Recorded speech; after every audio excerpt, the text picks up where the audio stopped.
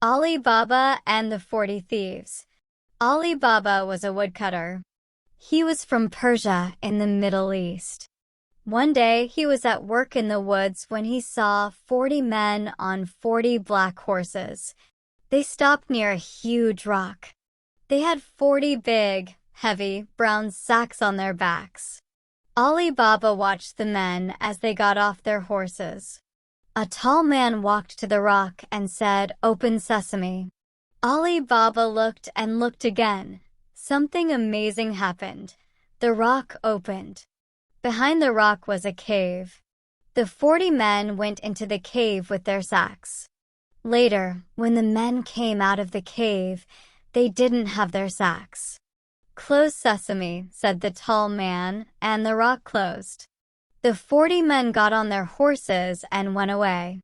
Alibaba went to the rock. "Open sesame," he said. The rock opened, and inside the cave there were hundreds of sacks and wooden boxes. Alibaba opened a sack and it was full of diamonds. He opened another sack and it was full of gold coins. He opened a box and it was full of silver. He opened another box and it was full of beautiful jewels. "These 40 men are thieves," thought Ollie. "I'm going to take some of these coins home for my wife." He put some gold coins into his bag and went out of the cave. "Close sesame," he said. The rock closed and he went home. Alibaba's wife, Nazreen, was in the kitchen. Alibaba told her about the 40 thieves and the treasure in the cave. "This is wonderful news," said Nazreen. "Can we take more money and buy a new house and new clothes?" "Yes, but we mustn't tell anyone," said Ollie. "The 40 thieves are very dangerous men." Ollie's brother, Qasim, was outside the kitchen. He opened the door. "Tell me where the cave is," he shouted. "You must tell me or I'm going to go and look for it myself." "No, don't do that," said Ollie. "Go into the woods. There's a huge rock near the big baobab tree. The rock opens when you say, 'Open sesame,' and closes when you say, 'Close sesame.'" Qasim went to the rock. "Open sesame," he said. He went into the cave and the rock closed. "This is amazing," thought Qasim. Gold, silver, beautiful jewels. He had 3 big sacks with him and filled them with gold and silver and jewels. He stood in front of the rock and said, "Open wheat," but the rock didn't open. He said, "Open corn," but the rock didn't open. "Oh, what is the right word?" he thought. Qasim was angry. He couldn't remember the word. He sat down to think, but suddenly he heard horses. The 40 thieves were outside the cave. "Look, a horse! Someone's in our cave. He can't have our treasure." "He must die," said the tall man. The next morning Qasim's wife, Jila, went to Alibaba. "Qasim didn't come home last night. Do you know where he is?" she asked. Ali told Jila about the cave. "Please go to the cave. The thieves are dangerous men. They'll kill him," she said.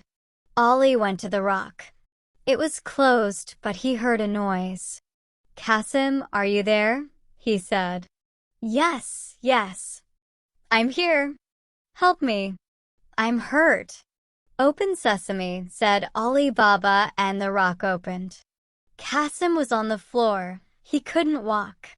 "The thieves said I must die, but I didn't die," he said. "You didn't die, but you're hurt. Let's go home now and the doctor can come to the house later tonight." The next afternoon the thieves went back to the cave. "He isn't here," said the tall man. "We must find him. He was hurt. We must find the doctor who helped him." The tall man found the doctor's house. He was angry. "Where's the man you helped yesterday? Where's his house?" he asked. "I don't know," said the doctor. It was dark and I couldn't see the road or the houses. Then take me to the house tonight when it's dark, said the tall man. The doctor took the tall man to Ollie's house later that night, and the tall man painted a white cross on the door. Now I know where Kasim and his family live, he thought. They must all die. And I've got a plan. The tall man went to the market and bought 39 big oil pots. Put the pots on your horses, then hide inside them, he told the thieves. I'm going to Alibaba's house and you'll be in the pots. We'll kill them all tonight when they are asleep. That evening he went to Alibaba's house. Good evening. I'm an oil merchant from India and I'm very tired, he said. Have you got a room where I can sleep and a place for my horses? Of course. Welcome to my home, said Ali. Jila was in the kitchen with Nazreen.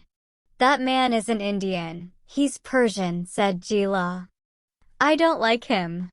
Let's go and look at the pots on his horses. They went out of the house into the garden. There were lots of stars in the sky and everything was very quiet. Suddenly they heard a man's voice. When are we going to kill Kasim and Alibaba and their wives? When they're asleep, said another voice. The women looked at the pots on the horses.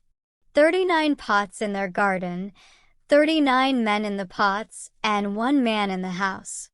The 40 thieves. Quickly, said Jila. Open the gate. Nazreen opened the gate. Shoo, shoo, go away. Shoo, shoo, go away, they shouted at the horses. The horses ran out of the garden. They ran and they ran and they ran. They ran into the desert and never came back. The tall man went into the garden when everyone was sleeping. His horses weren't there. His pots weren't there. His men weren't there. He ran out of the garden. He ran into the desert, but he couldn't see his horses or his men.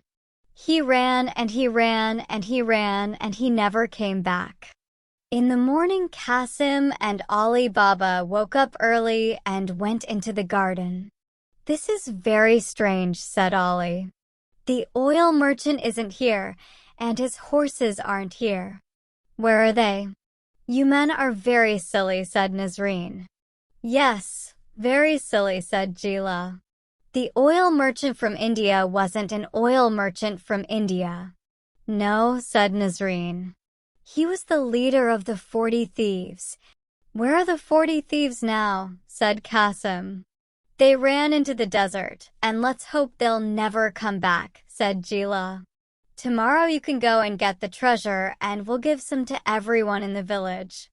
The next day Kasim and Alibaba went back to the rock with 10 gray donkeys. Open wheat, said Kasim. No, silly. Don't you remember? It's not wheat. It's sesame, said Alibaba. Of course, the word is sesame. Open sesame, said Kasim. The rock opened, and they put all the wooden boxes and sacks of treasure on the donkeys. Then they went back to the village and gave the treasure to the poor villagers. Thank you, Nazreen and Jila, said the villagers. You're very clever women.